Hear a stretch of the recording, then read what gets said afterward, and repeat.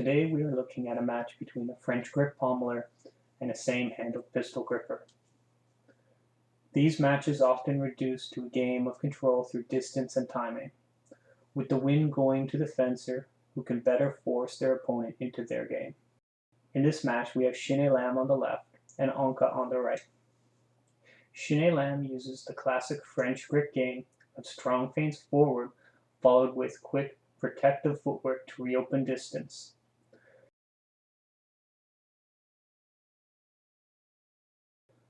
She has an incredible ability to work these feints into her regular footwork and movement.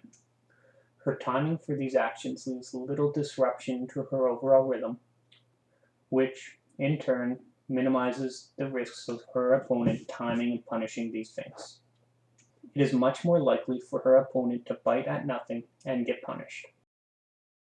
This dynamic will immediately throw off less experienced fencers, as going faster does little more than get them hit faster. In contrast, backing off leads them to continuously cede space without finding any good chances to score.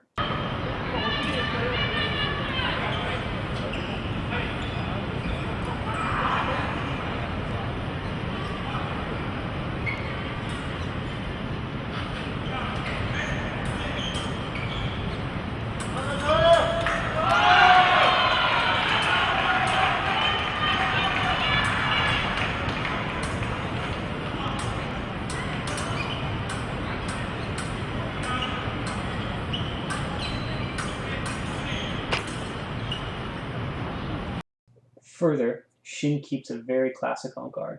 Her high point and stable arm give her the finesse and precision to be able to consistently hit her counterattacks. Her second gear is all about attacking.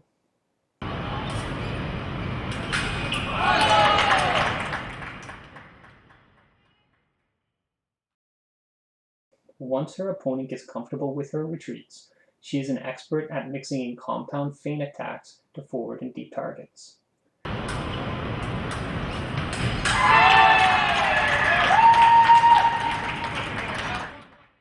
These attacks provide great tactical balance in her game that forces her opponents to continue to be on their toes whenever she steps in.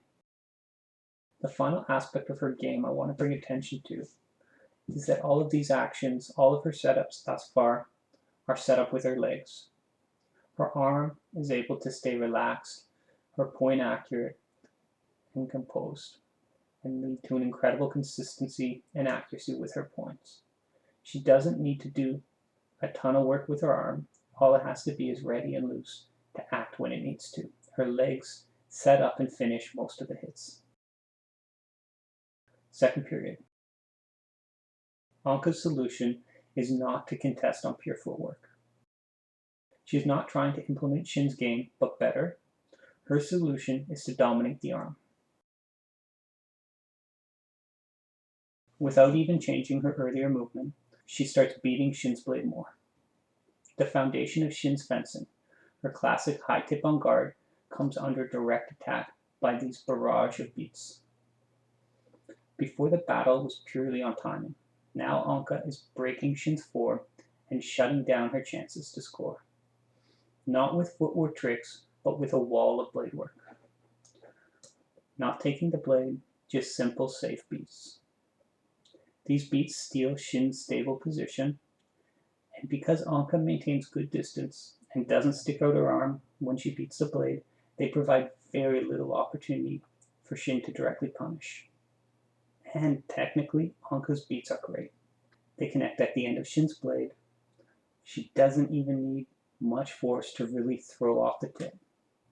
Because of the distance, and because she's not sticking out her arm fully when she beats the blade, she's able to connect with the end of Shin's blade most of the time. This allows her to use very little force to great effect. Because she's using such little force, her recovery is actually quite small. She is very quickly ready for a second arm action or second action, either a second beat or something like a scoring stop hit. Most of these beats are not followed up with an attempt to score. She's not going for a beat attack all the time. She mixes in a few, but not common. Rather, they are purely destructive in nature. Anka breaks Shin's form and steals control of the match. Shin's movement is neutralized. It doesn't matter how she sets up her actions. As soon as distance starts to close, she is met with a wall of beats. Her attention is now split. She must now divert more to maintaining her form and avoiding beats, which in turn takes away her focus from her distance movement and counterattacks. These beats also tire out the French gripper real fast. At this point, French grippers will start to get desperate. They try to time the beat and score, but because most of these beats have little commitment behind them, this window is very small. Distance and a bent arm beat are key to the disruptive beat. From a technical perspective, they need to be small and crisp and use minimal force.